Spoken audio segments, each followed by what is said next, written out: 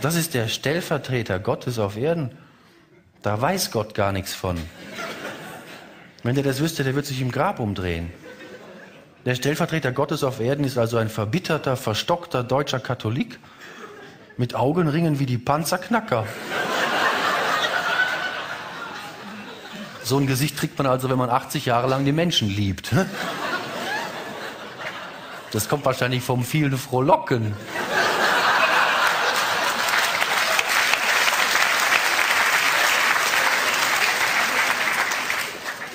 Hosianna!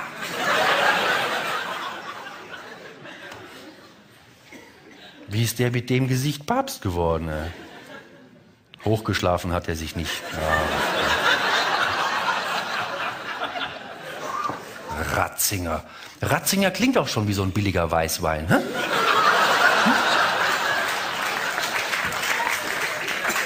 Das ist ein Inquisitor. Immer gewesen, nie geleugnet.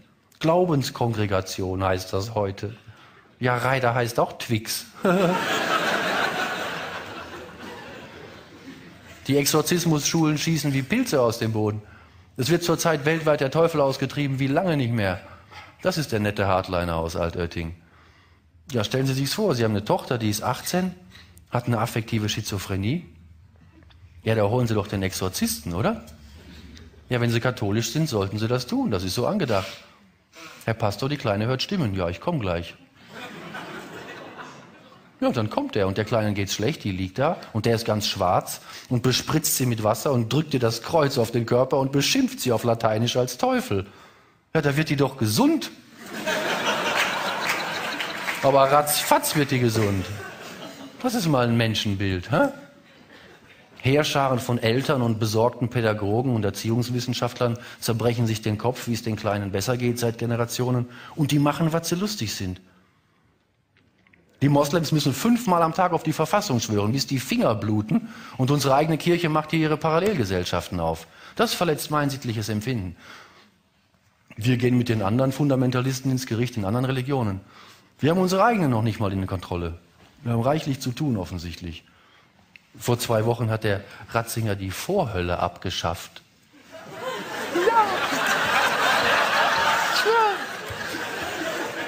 Haben Sie es auch gelesen? Ja, in der Zeitung stand Ende April hat er die Vorhölle abgeschafft. Soll ich es nochmal sagen? Hat die Vorhölle abgeschafft. In den Psychiatrien sitzen Leute für weniger.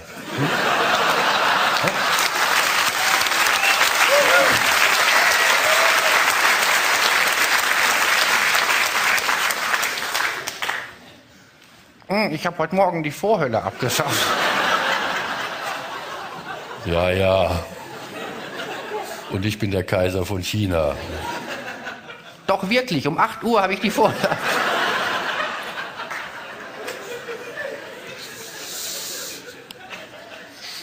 Sie gehen jetzt mit den 2 kräftigen jungen Männern zurück auf ihr Zimmer. Nicht zu glauben. Und die Vorhölle, ich weiß nicht, ob Sie es wussten, Fegefeuer auch genannt, war ja vornehmlich, das war die Begründung überhaupt, die Fegefeuer war ja vornehmlich für uneheliche und ungetaufte Kinder gedacht. Und da das jetzt weltweit immer mehr werden, haben sie sich überlegt,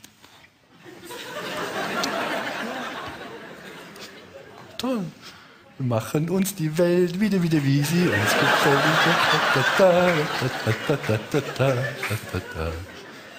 Das ist ein richtiges Sicherheitsrisiko, dieser Ratzinger. Wir hatten alle Hände voll zu tun im Sommer mit Kofferbombern und Truppen, die wir in den Nahen Osten geschickt haben. Und der heilige Bimbam schwadroniert hier, wie er lustig ist. Alle standen mit Löschdecken im Heuhaufen und der raucht eine nach der anderen.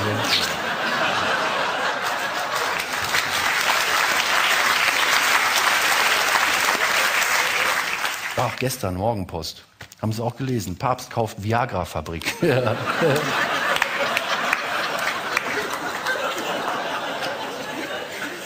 Das stimmt. Ja, das ist toll. Ich lese mal den letzten Satz. Der Papst wird zu dieser Entscheidung stehen.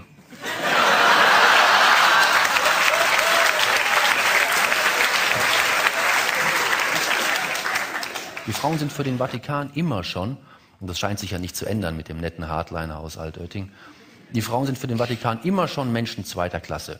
Knapp über dem Haustier. Immer schon. Für Ehrenämter wahnsinnig gut zu gebrauchen. Für Ehrenämter wahnsinnig gut zu gebrauchen, wenn nicht die Frauen millionenfach Ehrenamt bekleiden würden an der Basis. Das Ganze wäre ein leerer, hohler, im Ritual verhafteter, gepuderter Tuntenhaufen, nur noch völlig sinnlos. Und teuer.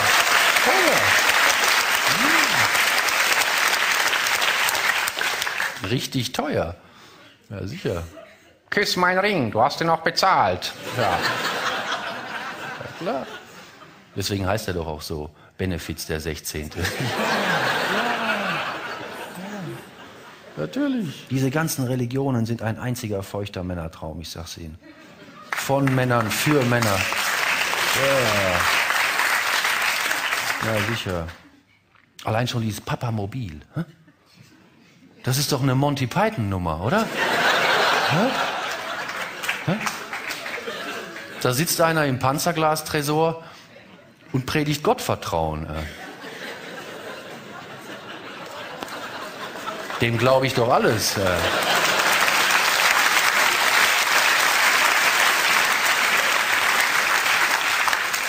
Ich meine, wenn der Hirte schon Angst hat vor den eigenen Schäfchen, was macht er, wenn der Wolf kommt? Gib Gas, Giovanni, gib Gas! Haben die Dreck am Stecken. Ich würde in seiner Stelle auch in so einem Panzerglasmobil durch die Gemeinde fahren. Wenn ich so ein schlechtes Gewissen hätte wie die, irgend so ein afrikanischer Stammesfürst wird sich schon finden, der den Kopf kürzer machen will. Weil sein halber Stamm an AIDS krepieren musste die letzten 20 Jahre. Als AIDS aufkam, kam auch Wojtyla an die Macht. Und der hat 26 Jahre alles verboten. Eine ganze Generation hat da ins Gras gebissen, bloß weil der aus Borniertheit diese Tütchen verboten hat. Ja. Irgendeiner findet sich da oder irgendein Befreiungstheologen, den er vernichtet hat, der Ratzinger. Oder irgendeine Frau, die krepiert ist fast an ihrer Abtreibung.